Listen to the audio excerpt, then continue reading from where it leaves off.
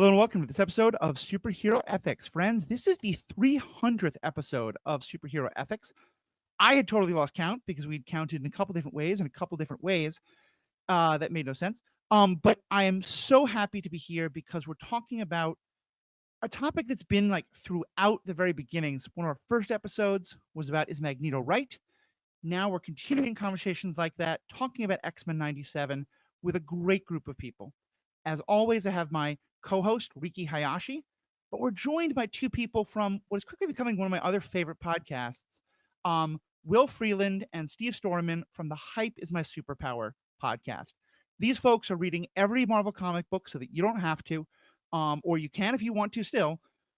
But as I've said before, they do a great job of summarizing them. And a lot of times we're talking with them about, okay, well, what is this story like on the page? And today we're getting to bring them back to talk about what it's like on screen. This is not the first time we're going to have them on. We're probably going to have them on again to talk specifically about the Genosha plot line. I said that mostly to get Will to make that expression. I'll put that in a TikTok. But there's so much about this show that I want all four of us to get to dive into. But let me just kind of start by letting you guys, scream like little girls for a little sec. Let me just start by letting you guys scream like little kids for a little bit. Will, what did you think of the show? Oh man, I, I had a okay. Well, thank you for having me. First off, Yeah, thank you. Assuming you survived the episode, but that's very X-Men. Yeah, it's very X-Men to welcome a new student and say, "Welcome to the X-Men. Hope you survive the experience." Yep. So that was aptly timed. But I had a great time with X97. I will say I think episode 10 might be like bottom 3 as far as emotions that I felt watching the episodes. But like every episode either gave me chills and or I teared up and or cried. Like this was I don't feel like they ever slowed down. Like the slowest they went was like the life death episode, or maybe the Motendo episode. But but they still hit hard. Like they pulled everything. It was so much fun. But I just it took, let's see, it's 10 episodes over 9 weeks. It took me 9 weeks to get Steve to watch. Yeah, I watched and he finally literally did, the and I'm whole so show excited. in one sitting last night from like 8 p.m. to 1 a.m. I'm going to take credit for getting Steve to watch, particularly that was all you, Matthew. All I need is a deadline. Will's like, you should watch this, and I'm like, yes, I should. I will, but it could happen at any time. And Matthew, you're like, hey, we're recording, on Thursday. And I'm like, okay, now I have a deadline. Now I can bound my time. Best X-Men adaptation ever. I think so. I wish it could have slowed down a little bit. There were a lot of character arcs. Everyone except for Wolverine had a character arc, which I find fascinating considering how focused the show, every adaptation has been on Wolverine. Otherwise, maybe Morph didn't really have much of an arc. But Morph had an interesting thing going on, which I think we'll get to. Yeah, they definitely did. But it was, there were moments and pieces, whereas, you can point to like Storm and say, well, this is the long arc, or Jean or Scott. They all have these like long arcs that take them through the whole season in a way that is very X-Men. It's always been about large ensemble casts,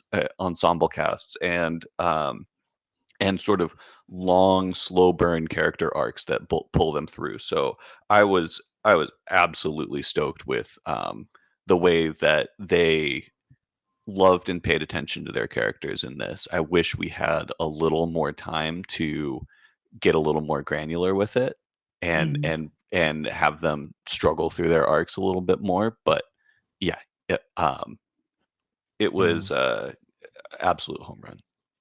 Makes sense. And Riki, for yourself, now that you've seen the last episode, which you hadn't seen the last time we talked about it, what's kind of your overall thoughts on the show? I think I agree with Will that the finale, I mean, it's a letdown because so much of what was going on in the show was great. It was still a good episode, but yeah, like the highlight for me has got to be kind of the mid-season finale. I mean, it was a short season, right? But the Remember Me, the Gambit Genosha episode was just like on every single level, like such a Oh good my episode of television. It's hard to match that when you do that in the middle of a season for the finale to match, especially because of the way TV shows are structured and what a finale like needs to do, like wrap up as much as it can, and also kind of hint at and set up future stuff. In this case, like a next season.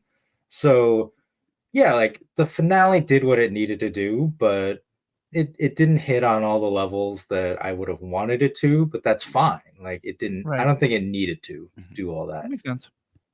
Mm-hmm. Well, and like I said, we're not here to do a review, but I wanted to Yeah. start back just kind of set the context for all this. I definitely think Will and Steve, I hope you guys are going to do more of a straight up review on your podcast, and certainly I'm happy to volunteer myself as a guest for that.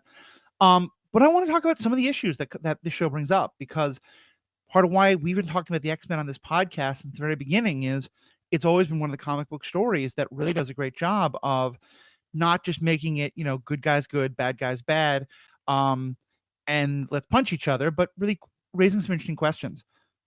Well, I'm going to keep my editorial comments about how well this season did that to myself. But moving on, the first question I want to jump into, and we're going to ask you two about the kind of question Riki and I really wrestled with last time towards the end, but I want to start with a question that we didn't get a chance to talk about, which is this idea that superheroes can retire. Because at the start of the season, I was really excited by the idea that Steve and Jean Grey were going to get to say, look, we're... Oh, did I say Steve? Sorry, Well, Scott. Cyclops. Cop Boy. I'll just call him Cop Boy. Yeah. ACAB X-Men. That Cyclops and Jean Grey were going to get to basically kind of take a sabbatical for a while, if not a full-on retirement, and, raise their kid.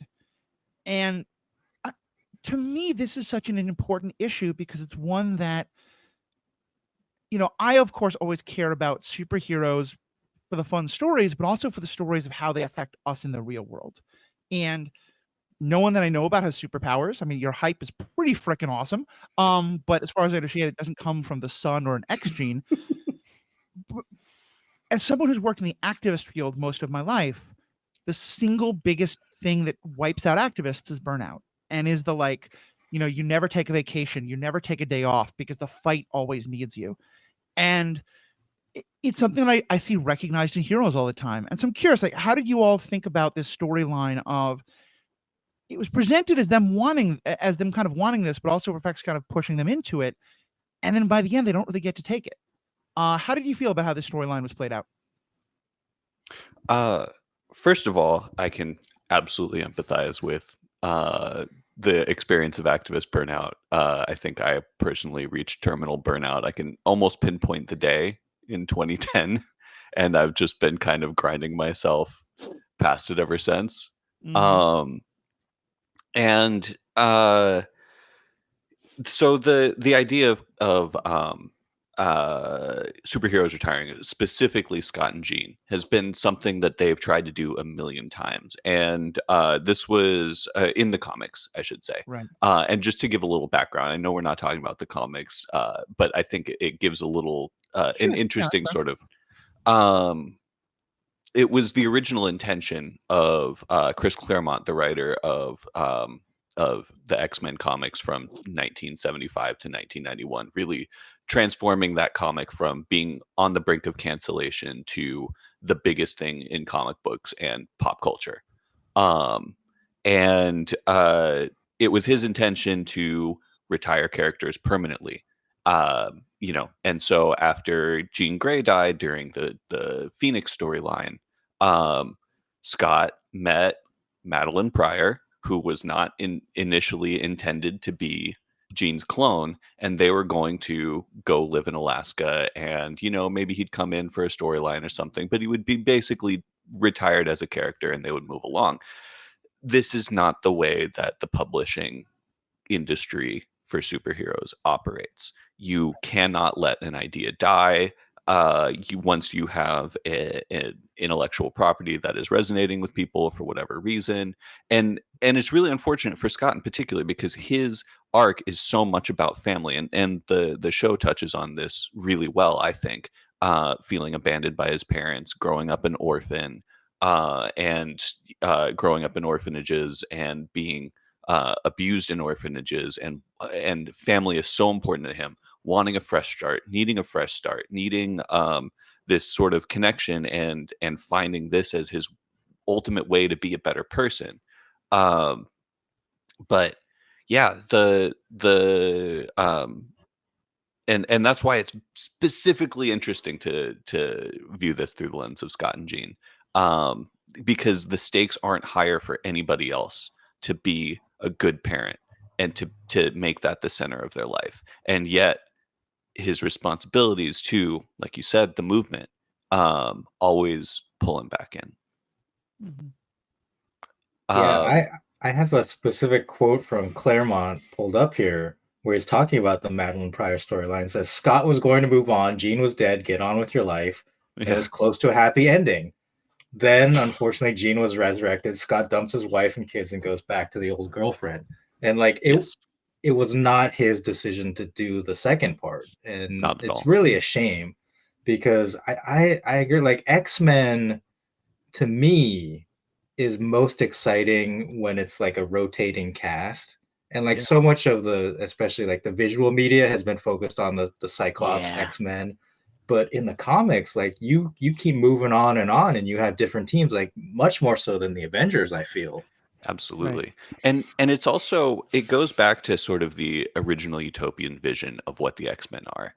If we sort of like accept the integrationist vision of Charles Xavier, then at some point you have to actually freaking integrate, and you have to retire. You have to stop being superheroes or paramilitary activists or whatever you call it, and go get a job. And I want to see Jean Grey as a public school teacher. I want to see Scott, I don't know, he he wouldn't make a He'd be I fantastic I think, engineer, I like, guess. security or something. Like, let's be real. He's not quite a cop, but he can't take himself out of, or he would be like management of some sort, right? Like Yeah. he's Yeah. District manager. that would be Kmart. hilarious. Yeah.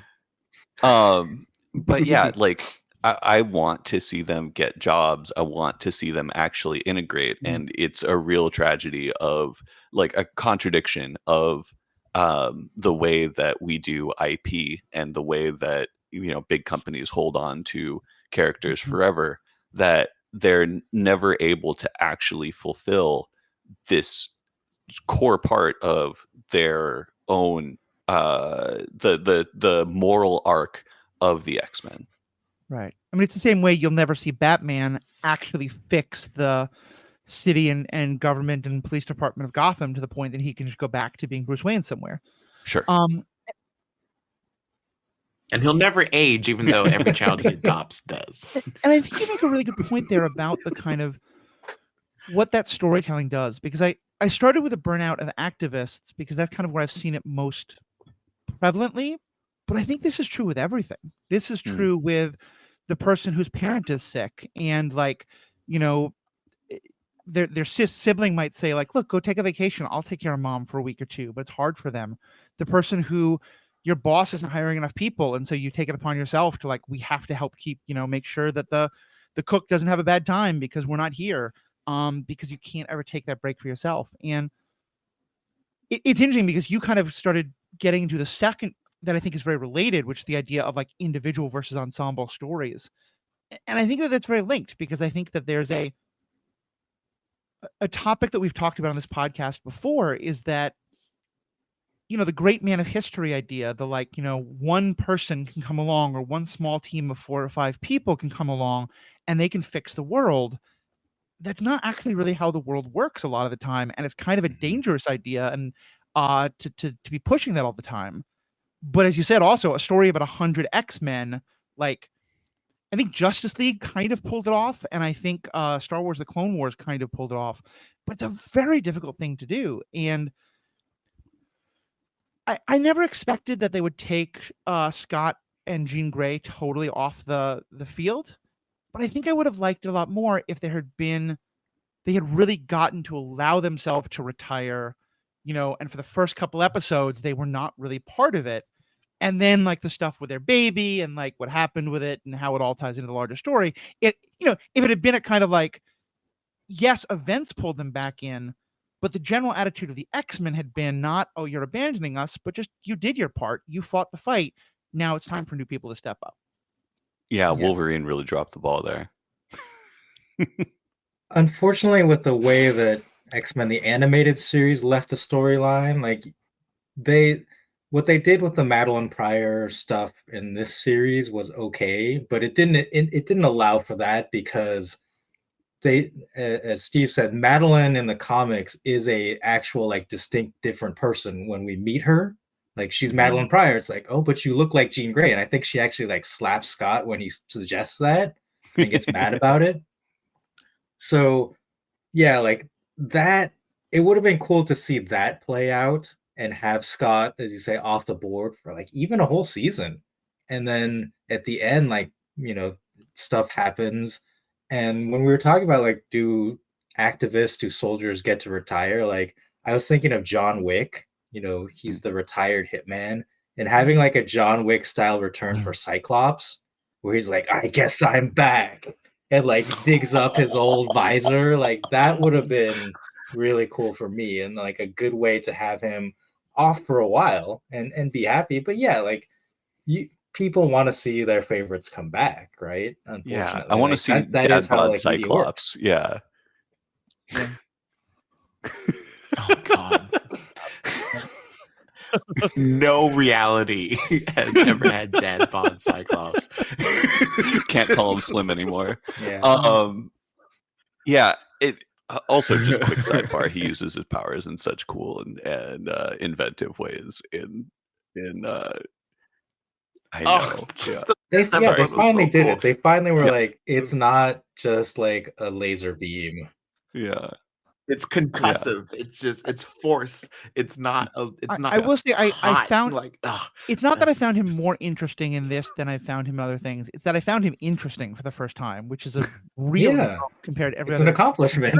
Yeah. And everyone has that. Yep. Everyone gets that moment at some point the moment where he's Marvel giving that interview with Trish Tilby and he snaps and he said like there's this break between the things that he can talk about in public and the things he can't, and the resentment that he's carried along the way from having to be this person. And you're right, it's such a burnout moment, and it's such a burden moment, and these are things, ideas that have been clearly with him this whole time. And also like he's been influenced by Magneto. Like this, when you talk about the age-old ethical sort of like quandary that's been done to death between Xavier and Magneto, like Magneto is having his influence over the X-Men team in certainly for Scott, and it was explored this way in the comics too, a very positive way.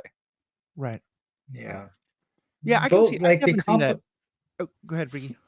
The accomplishment that this show had with Cyclops, both in making him interesting, as you say, but also in the 3-part finale, making it believable and possible that he might turn his back on Charles and go with Magneto, because that has been a storyline in comics.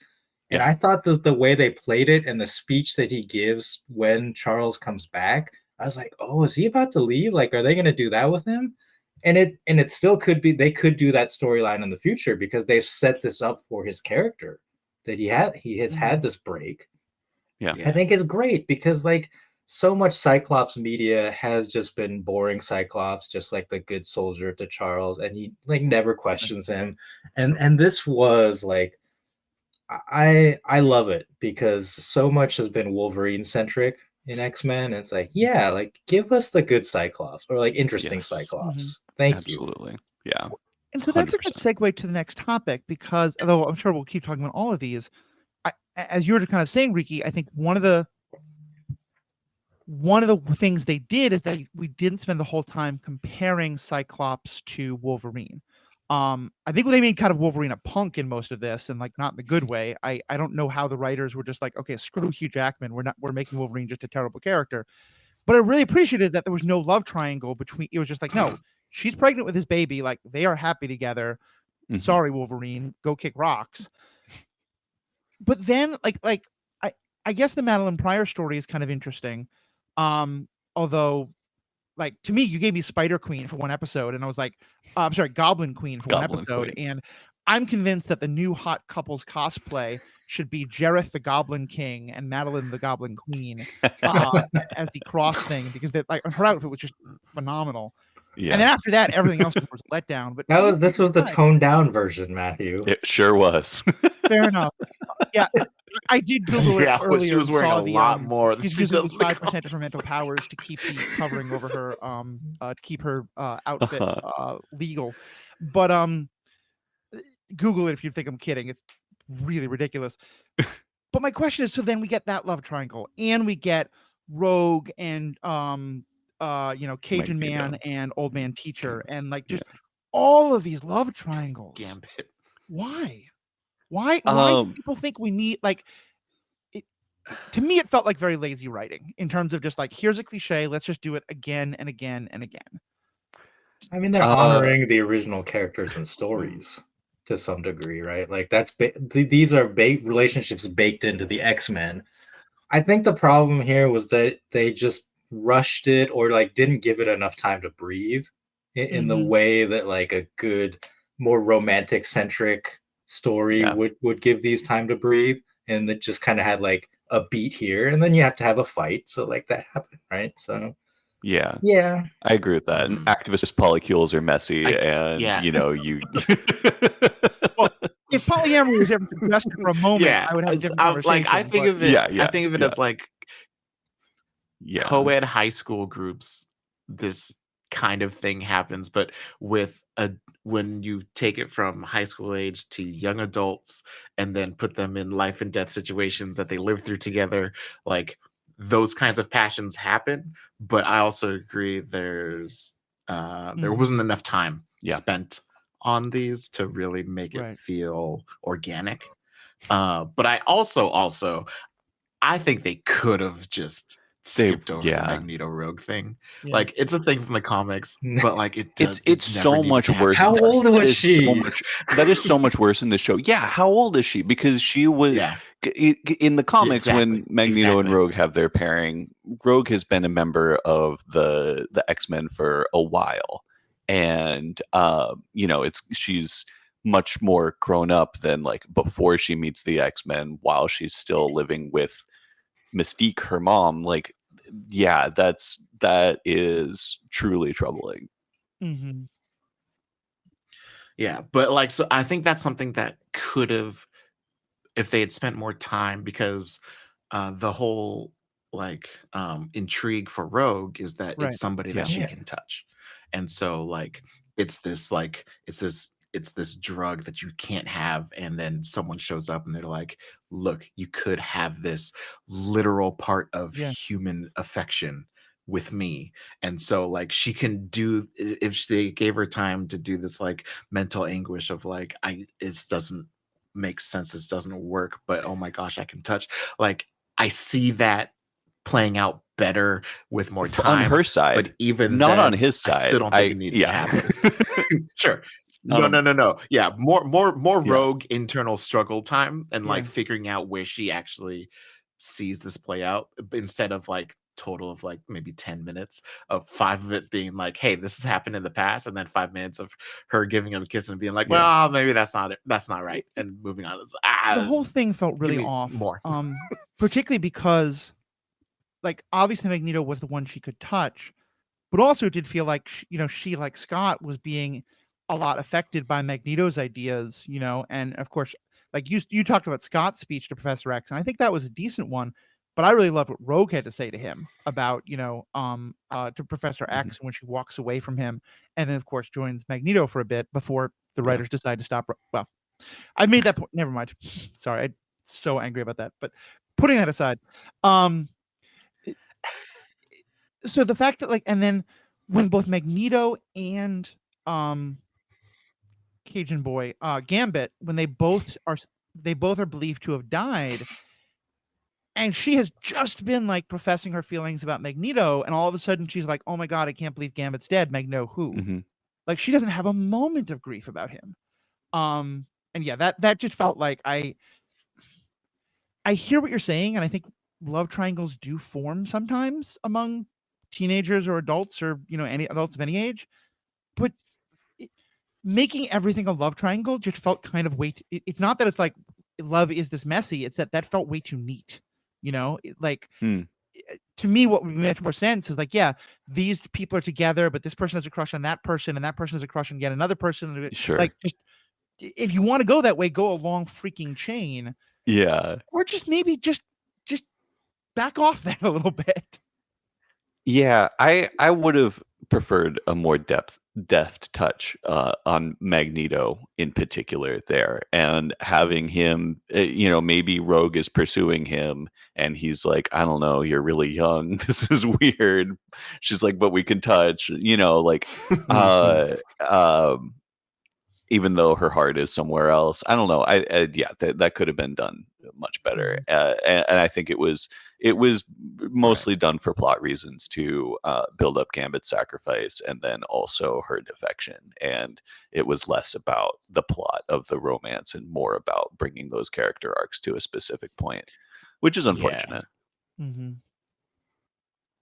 So I liked the Magneto, Rogue, Gambit trio, and I do think they could have been given more time or more screen time, but in particular the scene where Rogue and Gambit in Genosha are talking by the fireplace, I think was one of the best scenes in that episode and on the show, and they did so much for those characters in that one scene that it makes me enjoy that storyline more compared to Jean, Scott, and Wolverine. It just felt so off that Jean, I can't even remember if it was Jean or Madeline, but one of them kisses Wolverine, right? When he Jean. gives a nice motivational speech. Yeah. And it wasn't even like a peck, it was like a kiss on the lips, right? And I'm like, what are you doing? You're married. But I mean, I think Logan played that well, though. Yeah, that felt a real low point.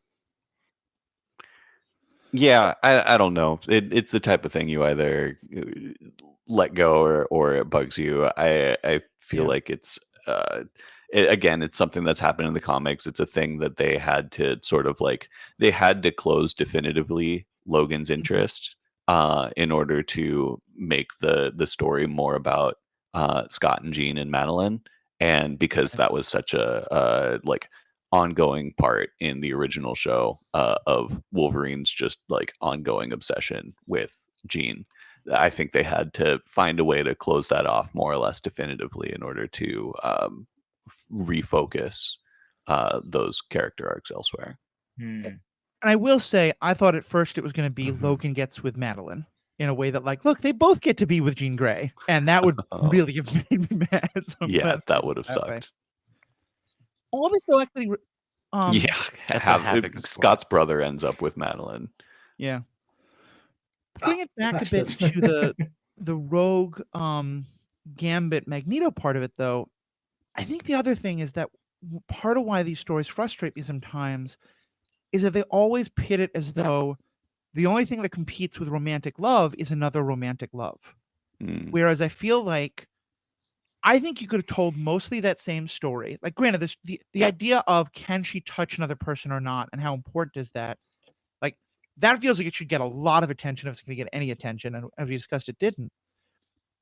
But if you're willing to pull back from that a little bit, I think another very real story that a lot of people go through is loyalty towards a paternal mentor figure versus towards a romantic interest. And you could have made that the story of, Gambit is pulling her in one direction, Magneto's pulling her in another, without it ever having to be any sense of romance between her and Magneto. But that made it's kind of the do you go with more of the father, or not even fatherly, but mentor figure versus the romantic figure. I agree with that. Although I do think that specifically is something that's done well in Scott's arc. He is having to choose between, kind of choosing between Madeline and Jean, but more between, like his responsibilities as a father and towards the mother of his child Mm, and the woman that he loves. So I thought that was drawn out fairly well in a different context in the show. that's fair. Yeah, I was thinking the same. I was like, well, if you take the love triangle com- feedback and put it towards the Scott thing, you can make that exact argument. Yeah. Yeah, So Okay. again, I think it was just all about setting up Gambit's sacrifice and Rogue's turn of allegiance, and it was just an unfortunate way to do that. Yeah. So let me then ask about Morph. Do we think that Morph is in love with Logan, with Wolverine? No, not But there's romantically. hints, right? Like it is a plausible direction that this character Yeah. could be going. It's a plausible direction. Maybe. It depends on like if the maybe. writers want to go there, Yeah. because obviously it would be controversial, I think. It's true. Yeah, I mean it's it's one of those it gives you the opportunity to explore if you're a character who can be any physical representation of a person. Does it matter what your does that even become a problem, for lack of a better term, if if Logan identifies as heterosexual and Morph can just be a woman for him? Yeah, I think just do that. Yeah. No, go ahead, Steve. I mean, so we're really learning about Morph for the first time here. And Morph appears in just like a couple episodes in the original show, and is dead for most of it, or presumed dead for most of it. And so they're a practical joker, and they are a sort of like sarcastic wit. And so it's hard to know exactly how to take some of that perceived flirtation from Morph towards Wolverine as kind of like just ribbing or kind of messing around versus sort of like an expression of some unresolved feelings, because the Wolverine is very attached to Morph, we presume, as a comrade, or as a fellow soldier, as a colleague in the original show, and is really upset with the others for not grieving Morph enough when they're presumed dead. So I think this is again, those were the two characters who didn't have an arc of their own. I wonder if there is something there that got cut because there was so much. It's just the show was so overstuffed. If it's something we'll explore in season 2, I'm curious to see where they go with that. But I think at this point, it's they're opening up a very interesting portrayal of gender through Morph.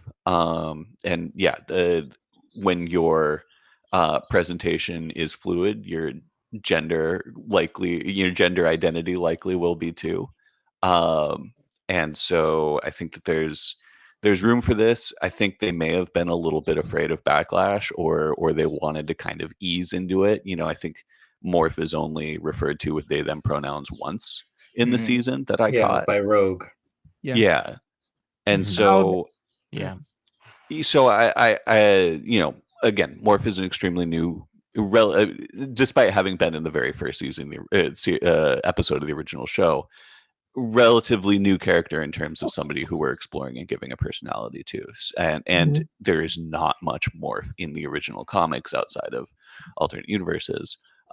So yeah, this is we've got a lot to uncover here. And I think it's unfortunate that the plot line that goes deep into gender is the one that got cut of the millions and millions that they actually pursued. But at the same time, I can kind of understand the cynical business decision to wait until season 2. People who've listened to this show before know that I'm often very quick to pick up on any possibility of non-binariness or queerness or things like that. I completely missed all of this. I didn't. And I think for me, it's a couple of things. One is that so often Morph playing around with presentations felt a lot like joking around, not like trying on different identity, because he was always copying somebody else. And I'm using he because it felt to me like the primary Morph identification was gendered. Sure. And I think like I think what you're saying, Steve, is really true. If they had wanted to tell that story, they would have had to go so much deeper, because if I was supposed to look at Morph and go, oh yes, this is an interesting exploration of gender, I'd be like, wow, this was very clearly written by cis people and cis people only, and this is deeply offensive. Because he's only ever copying other, like, to me he comes off much more like the younger cousin in Kanto, whose name I can't remember. Because there's a very clear identification that this is Morph, and then it's everything else is the copy rather than him. Sure. And again, maybe it's them, and if that's the case, great. But like, to me, you had to either go much, much deeper and really wrestle with that and embrace it, or else not touch it at all. Because it is, to me, a very, like, I would love to see that character of a character who really, because of their mutation, just isn't gendered in the way that we understand. And I think She-Ra, for example, did a version of that was phenomenal and so well done. Particularly because they were kind of a villain, but like all of the people who were like, oh my God, that character is the worst, would gender them correctly and be like, they betrayed us, they need to die, while like, always using the right pronouns, which I was like, peace to resistance. Yeah, so I'm sorry I'm having like kind of a strong reaction to it, because I just it was so off my radar screen. And maybe again that's because of the copying, but also I think the way it was presented, the fact that a lot of times we met a character who seemed like it was a different character and then only later realized it was Morph, also kind of meant that I just wasn't thinking of the character in those terms. Yeah, for sure. So where I think the original question Riki's coming from is when at the end of in the season finale, when he turned in, or when they turned into Jean to tell Logan, stay with me, and says like, I love you, right? And is that a moment of him only comforting Wolverine, or is he also using it as an opportunity to, or are they using it as an opportunity to express their true feelings, perhaps? Yeah. I think that is a very valid question. The way I took that scene in was Morph understanding Logan and what he might need is the person that he loves voicing the plea to keep fighting. I think it's interesting that it's ambiguous between those two, and I agree that if it was going to be explored, it needed a lot more screen time than they were giving it in an already overstuffed season. Morph having romantic feelings for Wolverine and Morph being possibly like non-cisgendered in some way, those are two separate things. We don't have to do both of them. Totally. It's interesting though here, and again this may be my ignorance of the original show and never having seen the character of Morph before, I think, but also kind of goes into the rogue Magneto thing about age, because Morph was not one of the people who I had known from a lot of the X-Men movies. I thought Morph was supposed to be more like the second generation, Jubilee's age. And so, I do remember that scene. I think part of why I didn't see it as romantic in any way is because I saw it more like, a scared kid, like a 19-year-old talking to an adult in their 30s or 40s or 140s, whatever it is that Wolverine, like, to me, I saw it very like to a mentor figure, to a teacher, not necessarily to a romantic equal. Absolutely. Can I introduce one quick tangent on that scene. Sure. I really wish that when Jubilee got sucked into outer space, it was Wolverine who came to in time to save her rather than Sunspot saving her. Wolverine, Yeah, Wolverine they leaned gets into that Wolverine gets friendship that moment real hard. in the comics with Jean, annoyingly, but it would work, I think, even better with Jubilee as his sort of like mentee, daughter figure, just on the brink of death, and then realizing that he's needed and snapping to in time to do that. Was a really great moment from the comics, and I wish that if you were going to give Wolverine one thing to do the whole season, I wish it was that. That's fair. To protect you. So I have another question I want to ask, and this goes again to a topic Riki and I discussed somewhat last time. And Riki, I'll let you kind of start on this if you want. Because one of the things we're talking about is nostalgia and fan service, and sort of to what extent do you need to, is it good to do things that that fans will recognize because we've seen them before? And there were some wonderful callbacks. We talked about the, what did you expect? Black leather is such a great turnaround on the great line from the first of the not Chris Carpenter movies, but I like, well, you know the movies I'm talking about. The first of the Hugh Jackman, Patrick Stewart Bryan movies. Singer. Bryan Singer, thank you. But then Bryan today we're Ooh, talking that about, man. well, the love triangles are, they're not great, but they're part of X-Men, so we just have to keep them. And to me, I guess this is a really interesting question: is when you're doing a new version of something, is there some degree to which it's okay to say, yeah, like we've always had the characters act in these ways, but we're going to change some things, and clearly they did. Like, for example, they they were able to say, look, we've seen the Wolverine Logan Scott Jean Grey threesome plot line way too often, and it's kind of sexist. Let's move past that. Where do you think that line is in terms of when we say, oh, well, it's always been a part of the show, so it should just be a part of the show going forward, versus being able to say, nah, maybe it would have been better if they left it in the past? I think the line is where it actually worked in the past or would work today and doesn't. I think they actually thought that the love triangles would work today and just failed, missed the mark. But like the love triangles and the messy strings of romance and the big feelings, big soap opera feelings, big like projection of intentions and angst. That's something that's worked really well for the X-Men for a very long time, and I can understand looking for ways to kind of throw that in, and romance is a natural place to do it.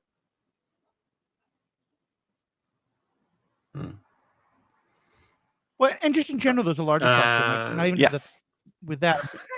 Yes, fan service. I think if fan service becomes a plot point, then I feel like that's where it kind of fails. When it's like a background comment or a cameo appearance, like having Morph turn into Hulk. Or having Cloak and Dagger and Spider-Man and Mary Jane and Flash Thompson Dagger, and Daredevil and all those characters. Like, having those kind of cameos when you're showing there's chaos and there are other heroes in this universe doing their part. I think those kinds of fan service cameos are perfect. I think they're fine. Completely okay. If they did some sort of fan service that was like a 3-minute deep dive into the differences between like Cable and X-Men, if he were there for whatever reason, that's completely unnecessary and it doesn't move anything forward for the I'll give an example actually from the Bastion story of fan service that I think did not work, and that was trying to explain the origin of Bastion and his mother Rose and all of this stuff. And the origin of Bastion, by the way, was very different in the comics, way more complicated, but in a way that drew on a lot of backstories and progressing plots that if you were astute and you were following, you would have understood kind of. Not really. comics has a thing like, this was Bastion's plot arc was kind of interrupted for about 8 to 10 years, and then when they brought him back, they're just like, oh, we kind of have to explain literally everything because we can't really expect that our readers were literate. Were comic readers back then, like it's kids largely. And so they did a lot there. Bastion's always been kind of a messy topic. I'm surprised they did it in this. But it's kind of a shorthand for large government and defense industry reaction to mutants as a threat and mass mobilization. A Bastion fan service that I don't think was necessary, and like I'm kind of in the middle on it, was him stealing Cable's techno-organic arm and then turning into the Bastion from Second Coming. Is that what that was? I called him Sephiroth at that point. Yeah, totally. Yeah, basically like that. For a 10th episode season finale power up for Bastion, that immediately, well, one that felt very comics, but then also like that felt it made him more throwaway, just a larger punching bag to throw I agree. everybody at, and that so kind of fell apart for me. I think where fan service does work is when it is in service of character arcs. Like we did the Madeline Pryor arc and Inferno as a way to set up Scott's story arc. We did Life Death, which was completely different, and we did these very different and out of order. Like if we had had more time, like the story arc of Storm losing her powers and Scott leaving the X-Men are intimately intertwined because Storm loses her powers, goes on like sort of a personal quest, comes back to the X-Men, decides like, this is my home, this is my family, even though I still don't have powers, fights Cyclops for leadership of the X-Men, wins even though she doesn't have powers and he does. And he's like, all right, like this is the sign for me that I need to get out of here.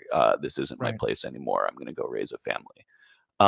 So like these were kind of fan service moments in the way that they're adapting kind of like stories that aren't like headline front page. What are you going to make your big X-Men movie about?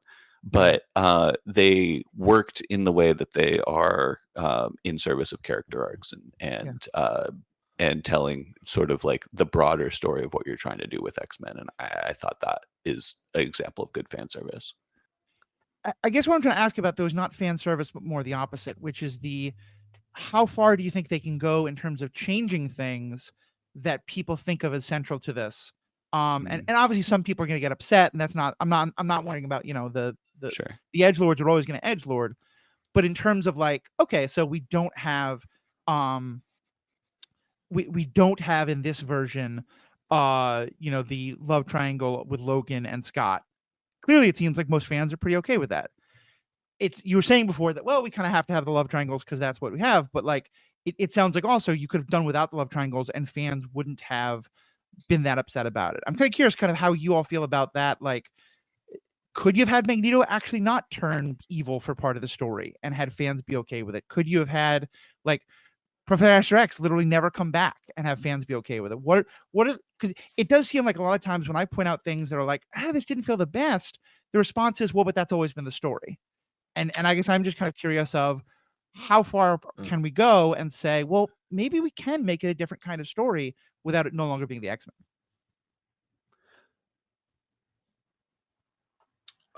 Like you want to tell something original, kind of. Yeah, I think whatever story you're making that has primacy, like the adapted media, like you're using these characters, you're taking them out of the toy box and you're playing with them, and then you're telling the story that you want to make, and then you put them back when you're done. And the characters are based on such kind of like strong stock archetypes or ideas that they're going to be fine, and you can kind of use them for different things afterwards.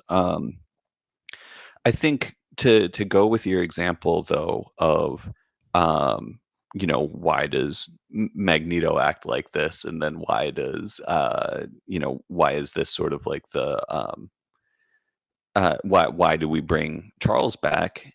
And I think that actually gets to an interesting part of uh X-Men, and the conversation around nonviolence, and the fact that you know in the finale, Charles, even after shutting down the dude's mind, um is staying with him to try and keep him alive and bring him back, because he believes this deeply in the power of love, and loving one's enemies, not because of some like hippy dippy moral, or it is moral, but this sort of like hippy dip lovey dovey like kumbaya Pollyanna kind of thing, but like the sort of Kingian idea that love is a force that creates things like the possibility for redemption, that creates things like the possibility for reconciliation, that creates things like the possibility for a positive peace rather than the absence of conflict, and that to actually create and promote peace beyond simply a tete-a-tete of power constantly escalating at one another, which is what I think Bastion represents in this comic, or in this show. You do need the presence of somebody who represents nonviolence in a strategic and focused way of saying, like, there is a method of conflict resolution that can scale extremely large, that creates a lasting and positive peace. And that's when you see like a lot of these things, the larger political arc of the show switch. It is around escalation versus de-escalation, and characters acting in self-defense in a way that escalates. Like Magneto is acting in self-defense when he puts an electromagnetic pulse over the entire world, because there are these sentinels that it disables that will kill him and all other mutants. Like, this is valid self-defense. However, it is destroying the world and it needs to be counteracted in some way. And so it's only through the creative application of nonviolence and pursuing a positive peace that we get to a point where we're not simply escalating endlessly. And I think you can see parallels to that in any number of current real world conflicts, and especially when nationalists feel, which Magneto is often portrayed as, feel the necessity to act in self-defense, as a justification, that their violence is justified through their self-defense, no matter the scope or the proportionate response of it.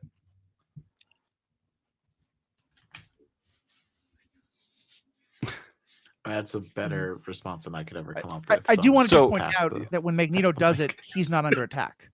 He is not defending himself. He's defending the Earth, everyone else. But that's I get your larger point, and I think we're going to do a whole other episode on that, because I think I think Martin Luther King would have thought Professor X was a punk, because to me he's like, to me there's a very big difference between nonviolence versus violence versus assimilation versus self-assertion and self-pride. Sure. And there's a larger conversation that I want to have about why is it that Black Panther has to have Killmonger. Professor X. Why is it always that the focus is on the more radical, has to be the nationalist, has to be the more violent, instead of that the more radical maybe has some truth, and that the more assimilationist is the one who's like not going far enough. But that's sure. The question I was more getting at was that, to your mind, if you did tell a story where that kind of kept the idea of the first half of this, where Magneto had to learn to love a lot more because he had to learn responsibility over the school, Professor X was totally off the board, Yeah. but we were also letting the students learn much more of his, like, no, don't try to be like them. We are different. That there's a middle ground between nationalism and separatism and assimilation, and that it can be we are different and we are proud, but that doesn't mean we're better or worse. Like, would that have been an acceptable X-Men story, or would that have even gone to because Professor X isn't being proven right in the end, it would not have fit what an X-Men story is supposed to be? No. That's one that they've done in the comics plenty of times as well. So yeah, that would be a great X-Men story. I'd love to see it. I think it's just not the story that they were telling this time, and I hope we get room for it in the future. Makes sense. The last big thing I wanted to touch on was this question of what does it mean that tolerance is extinction? But before that, Riki, as my other kind of co-host, I know I've been really driving the bus here. Are there any other big questions you want to raise or comments you want to throw in? Well, I do want to comment on the whole fan service thing, because I've had a lot to say about it here, like Star Wars. And to me, like, my go-to phrase is, as a fan, I want to be serviced. Like, I want to enjoy the things I enjoy and like have them show me things that I recognize and love. But it has to be in service of the characters. Yeah. And it has to be in service of the storyline. So talking about this series, the things that they have done differently from the comics, like Madeline Pryor, we discussed, is completely different. Inferno was like a year-long cross, like all Marvel storyline, and involved actual demons in the comics, which they paid like service, like fan service to, with the imagery that she used. Like, she had demonic things attack them with her mind powers, right? So I like that. Like, there's no way that they could do, like, Inferno would have had to have been like a whole season for it to be true to the comics. And there's no way they were going to do that. So they introduce it in a way that they can present on the show in one episode. Okay, like, I'm okay with that. The Bastion, I think what I'm confused about most with Bastion is that they didn't address some of the Easter eggs, right? Like, there was a photograph in Forge's office of him standing next to Bastion and like hugging, or like arms across each other's shoulders, like they had worked together. And Trask. Like, I can't remember who else was in that photo, but it was this but three people, people, like, Forge's in the center. People picked up on that. They're like, that's Bastion. Like, Bastion is in this. Like, we don't know if he's gonna be a character, but like, that's an Easter egg. Done. And then like Bastion showed up as a character, and it was never addressed that Forge had possibly worked with him, right? Like, he never said like, oh, it's you, or like I helped him like work on this technology, like, right? And that should have been a part of Forge's character. Like, it should have been at least a dialogue with somebody. Yeah. So that's to me where it seems like they put him in as an Easter egg to be like, yeah, like, if you pay attention, like, there's Bastion, like, we're hinting at him, but it doesn't address the fact that it's Bastion with Forge, which I think is an important enough thing that there should have been a conversation about that.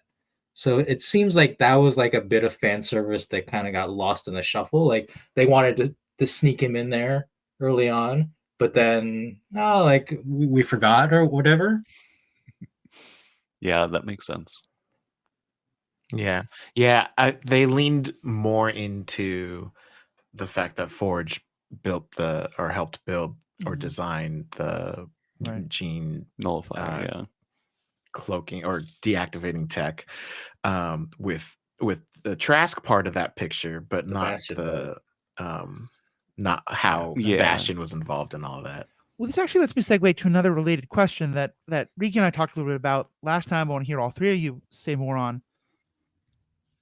To me, the potential downside of fan service is what happens to the people who don't have all that background. And I actually kind of have a maybe an odd take given this show, which is that I think that I didn't enjoy this show as much as you all did, in part because I didn't have all that background. I didn't have that part of the fandom in me from my love of this show from the before, or like knowing more about the comics, that I wasn't being serviced in quite that same way. But I think that's totally okay. Like, to me, I don't think of that. To me, I think this is basically season 5 or season 6 of the original X-Men show. And as long as it's like, to me, if it had been marketed aggressively in a way of like, don't worry if you've never seen anything else, you're going to love this, I would have been like, yeah, you kind of pulled one over on me. And I think there are some people who don't know the X-Men story who did really enjoy it. But I've certainly heard from a lot of people in my position who are just like very lost, very confused, and found it hard to care about some of these storylines. I feel like that, like, to me, for me, Ahsoka was what you guys are talking about. Ahsoka was, there were parts of that show I didn't love, but it felt very much like Rebels season 5, and I felt completely serviced as a fan in ways that I absolutely loved. And when people said, wait, but I'm upset because I feel like I can't enjoy the story as much if I haven't seen Rebels, my thought was, no, you can't, and that's okay. And so I'm kind of curious your guys' take on this in terms of like, when fan service goes to the point that people who don't have all that background feel maybe a little alienated or just having trouble enjoying it as much or keeping up with it, what's your kind of like, should fan service be done in a way that it doesn't alienate people or push them away, or is it okay if it does, because like not everything is for everybody? My kind of take on that is I might write a story the same way.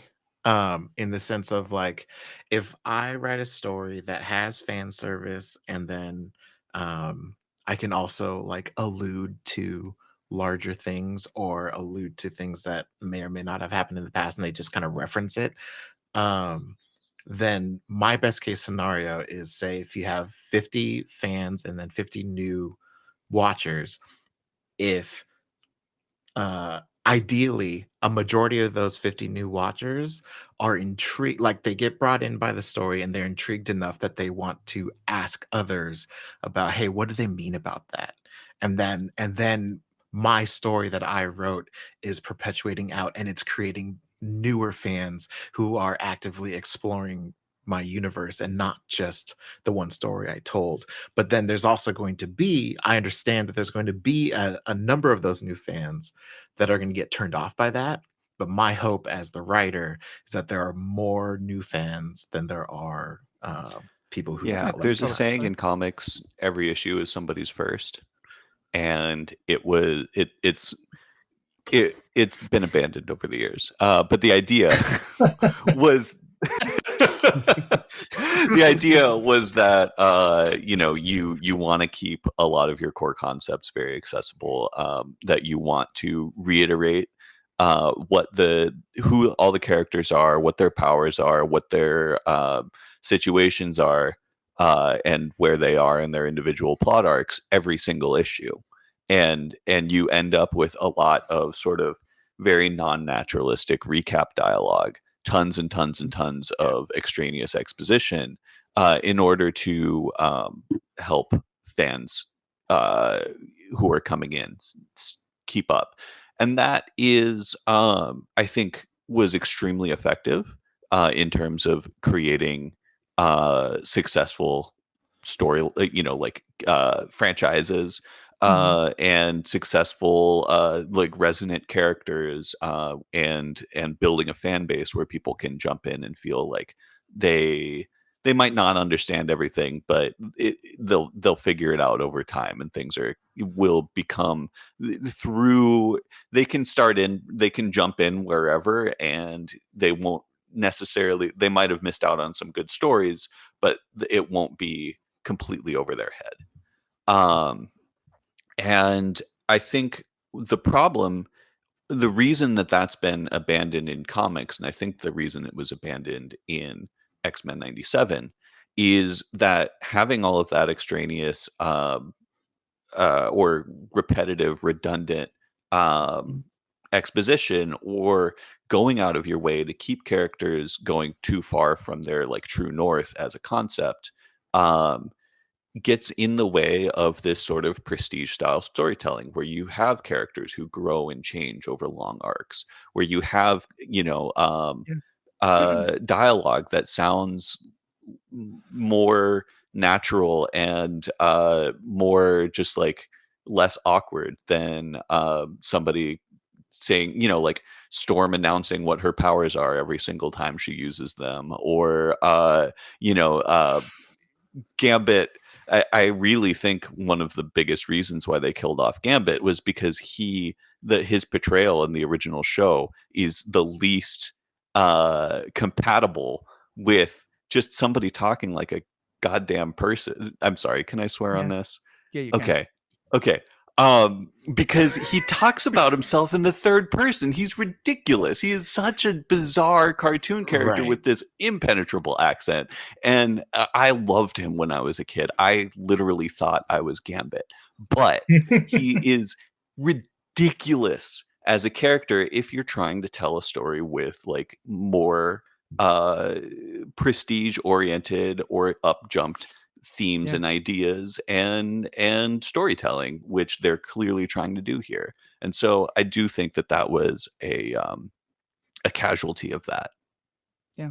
And I think that's exactly where I am. Is that I love that long storytelling, and like I mentioned Ahsoka, another great Star Wars property is Mandalorian, which I'm going to try and be as subtle here for non-spoilers as I can, although it's a couple years old by now. But like a lot of fans have said that the failure to mention a very important character from the Clone Wars TV show, who should be a very important character for Bo-Katan and the recapturing of Mandalore, as well as Obi-Wan Kenobi, is a real failing of the show. And they're clearly doing it because they don't want to isolate, newer audiences. And I agree. Yeah. And I think it's worthy to keep bringing it up because I think it's a show that as we get more of this prestige long form, as we get more things where it's a writer, like it's one reason why it's nice to have completely new IP, but as we get all these IPs that are so locked into all these other stories, because I do think, like, for example, like if you had to, I am sure someone who had never heard of Wolverine, Logan, Scott, or Jean Grey before was maybe a little confused about like what's happening with these three, is their love triangle or not. But like you can't keep retelling these things again and again. I think your point of the expedition there is really key. Let's jump in. Go ahead. For me, the X-Men 97, like where like I watched most of the original animated series. I think I haven't seen like season 5 because I know it's bad. But where this show failed, in my opinion, if quote unquote failed in terms of like the inaccessibility, was the Professor X like Shi'ar stuff. But they kind of had to do that because of the starting point of this episode. Like he's not here, and if they wanted to bring him back, they have to explain like where he is and what he's doing and why he comes back. And I was like, I sat through that episode and I was like, yeah, I know all these characters, I know this storyline, but it seemed like a big detour to get Professor X back. And I was like, all right, like I will give up this one episode in order to get Professor X back. But like Sarah, my wife, I think she watched those episodes, but they didn't. The original episodes with the Shi'ar, but they didn't really resonate. She was like, "Who are these people? Like, what is this?" And like that to me is, I think, where the show kind of hit a low point in terms of accessibility. 100%. Yeah. Matthew had mentioned that earlier too. Yeah, they're trying to offline. I think also the creators were throwing in kind of a broader point about colonialism and power relations, just in a different context to kind of show the transmissibility of these ideas. But yeah, it was awkward, and it kind of like it came up with an expectation that it wouldn't go anywhere because you're like, well, obviously these characters are just thrown in right now and we don't care. Maybe as a way to mirror some of the anti-colonialist hintings in the concurrent life death plot, but those were also pretty underbaked. So All right. Well, this has been a great discussion. I do want to ask this one last question, but let's try and keep it somewhat brief. But for Scott and Will, and Riki, please, your thoughts as well as we Steve. go right back. I'm not literally Cyclops, I promise. You're not a cop. I am a white guy, and in Will's mind, I am the whitest man who has ever existed, which would make me Cyclops. I think you and I can compete for that fact. But here's what does it mean for what is the question? Is tolerance extinction mean? Okay, I think I have a shorter answer because I think this gets into levels of conversation that Steve is much more equipped to have. So for personal reference, I'm on the DEI committee at the school that I'm on the board of. So DEI is diversity, equity, and inclusion. And so like ideally, companies everywhere have some sort of DEI approach to, their missions. And we hired a DEI coordinator 2 years ago, and she immediately changed the title to DEIB, so it's diversity, equity, inclusion, and belonging, because her explanation is that if you are doing DEI, then you like have attachable ramps to stages for if you ever have someone in a wheelchair, you can get them up. Versus belonging is that the ramp is already built into the stage. You have classrooms that allow for hearing impaired individuals, versus you build your classroom to have the RF transmitters to project to listening devices that you already have on hand. Like it's one thing to create a culture where you accept people that are not your that are your atypical, whether it's neurodiversity, physically impaired in any way, or non-binary or other religions, yada yada yada. But it's another to have it be part of your part of your structure and your build. And I think for me, tolerance's extinction is that difference. I think tolerance is just doing DEI. Tolerance is saying, yeah, you're allowed here, but you got to use that other door. But we do technically have Black patrons at this restaurant. And if that's all you're going for, then yeah, you're eventually going to die out because you're still othered in the conversation of the society as a whole. Where once you bring in belonging, it's not just you have Mutant Town where there's this segregated borough of New York where mutants live. It's the mutants are part of the teaching staff, and they work in corporations and the restaurant downtown. They're part of your society, and it's just another person, and not, oh, there's a mutant over there and there's a human over here. So I agree, tolerance is extinction to an extreme degree. Like I think the end game of tolerance leads to extinction of or erasure of whatever is being tolerated. But that's kind of my 3/4 baked. It's a lot more baked than my approach, which was they combined the storylines E for Extinction and Operation Zero Tolerance. Yes, they did.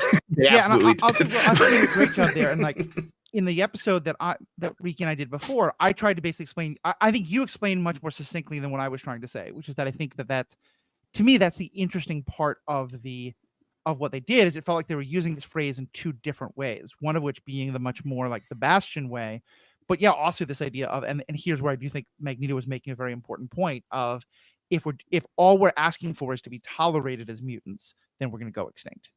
In the same in the assimilationist, all that kind of stuff. Yeah, I believe that is the end game message. But Steve's right; it is definitely Operation Zero Tolerance and E for Extinction are two very important and legendary storylines from the X-Men comics that they pulled heavily from for these 10 episodes. but as far as the message on paper, I think there's more to it than that. And yeah, no Cassandra Nova, but we don't need Cassandra Nova. Yeah, Good so gods, we don't. Kind of need goes Cassandra back to Nova. the like fan service changing stuff. Obviously, like when they had the Genoshan episode, like in the comics, Cassandra Nova is supposed to be the one who sends the Wild Sentinel, and I was like, oh my gosh, they're doing Cassandra Nova. And at about the same time, we got the hint. I think a trailer for an upcoming thing that seems to suggest Cassandra Nova is a thing, and then they just didn't. So I was like, oh, okay, guess not. Which I'm okay with. Like that's the thing, because they plotted it out in a way that it didn't have to be her, right? Like you can do these stories and change like a fundamental thing of like who the villain is, if you write it as a whole. Absolutely. But then, yeah, it turns out a whole lot of X-Men villains want to do genocide. Yeah, unfortunately. It could have been anything. Lazy writing. It could have been Apocalypse. Like at one point I was like, is it Apocalypse? Like, is he trying to set this up as like a something? I don't know. Anyway, no, spoilers. He's going to be season 2. Yeah. All right. Well, yeah. Okay, so to bring it back to a different questions you had earlier about can heroes retire, I hope that this universe allows characters to retire. Like at the end of the day, like when you look at Scott and all the times a new mutant or a child is introduced, Scott just wants to be a dad. Like when you boil down everything, Scott just wants to be a dad. Steve will tell you, Colossus just wants to be an artist. Like let him retire and let him paint. Emma Frost just cares about being a teacher. That's all she's ever done. And like there are core characters that their hopes and dreams are outside of being a mutant soldier, and because of their popularity it's never going to happen, but damn it, this is a chance to let that happen. You've revitalized this universe that was dead for 30 years. Like let the natural course take over. Let Scott retire, whether it's, I mean, he kind of is going to get that because of the epilogue, but like, let these characters go, and they can do a crazy cool John Wick revival in a season finale or something, but like, let them go and just be for a little bit. Yeah. I do hope they set up, I hope that season 2 starts with a long enough arc that the people who are remaining in the present, which I believe is Sunspot, Jubilee, Forge, right? Those 3 primarily, that they give them time to be the X-Men and recruit some new characters like in the present, and let the other weird stuff happen. Yeah, I think that could be really helpful. And also just have, and granted, the whole point of this is that we're in a kind of post the school era, but it'd been nice if they had just like find a way to make clear who the different generations are and what ages people are, because I do think that, like, for example, in the Brian Scott movies, it was very clear, like Iceman, that their version of Rogue, all of those are a fundamentally different generation than Wolverine and Cop Boy and Phoenix Girl and like all these other people. So yeah, maybe nice. All right. Well, thank you all so much for being a part of this. I was supposed to have put in a plug for membership a long time ago, but we had a long conversation here. But members, you're going to get even more content. I think we've been going on for a while, so what I'm actually going to do is use a clip from the episode that I had a while ago of myself, Will, and Steve talking about Genosha. But also I'm going to make sure you guys get a chance to hear anything that we're going to definitely have them back to talk about this version of Genosha compared to the Genosha in the comics, because I had some big questions about that. But so please think about something. I'm going to say I'm not going to talk about Genosha. Okay. I will talk about Genosha. Genosha, Osha, Wosha, Wosha land. Sorry. I should start purposely. I should start purposely. Don't. How I'm about going to drop you Genostan? from the Would that be call. better? Okay, I'm going to start calling it Tatooine. There we go. They're good. Oh gosh. Geonopsis is the way we'll call it. The point is, well, I would love it if you pronounced it the way that Boba Fett pronounces it, which is like What's Tatooine or something like that. Tatooine. Okay, but the point is, when Will and Steve aren't yet laughing at my pronunciation, they actually have an awesome podcast of their own that you should totally check out. Give us a plug, Steve. Oh, Dads, Hype Is My Superpower. Steve and I talk. We have like 135 episodes.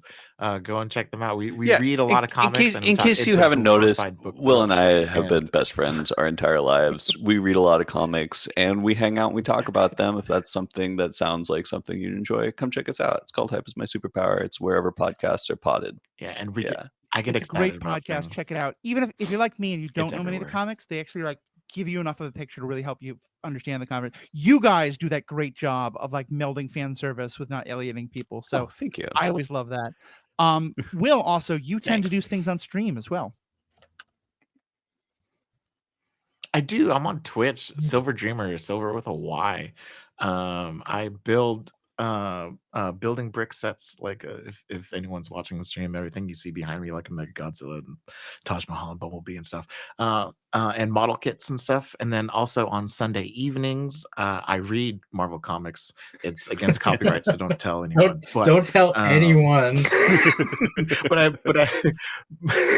but I do. We read comics on stream. People like hearing my voice, and so that just kind of evolved into. And allegedly, I also write independent comics, although I need to actually publish something new at a certain point in order to keep saying that. Yeah. Look for the pros. It's his first comic and it's fantastic. All right. Thank you all so much for being a part of this. Riki, as always, thank you so much for being a co-host and fighting through as we got overwhelmed. I thought I was only going to get one of these two today, but we got both. To our listeners, thank you all so much. We have spoken. To me, my X-Men.